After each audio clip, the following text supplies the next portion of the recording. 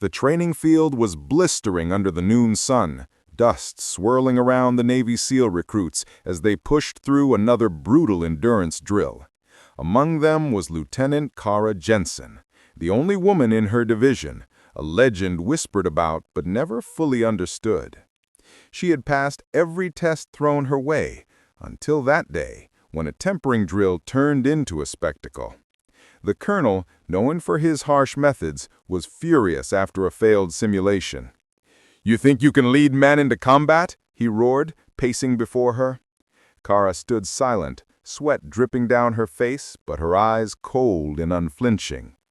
When she didn't respond, his rage boiled over. In one reckless motion, he grabbed her by the hair and yanked her head up. Gasps rippled across the training ground. The world seemed to freeze, recruits staring in disbelief. But Kara didn't flinch. Instead, she moved faster than anyone could process.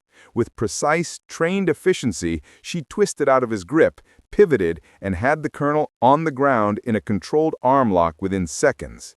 Not a punch, not an act of defiance, pure tactical mastery. Silence blanketed the base. The colonel, stunned but unhurt, stared up at her with a mix of shock and grudging respect.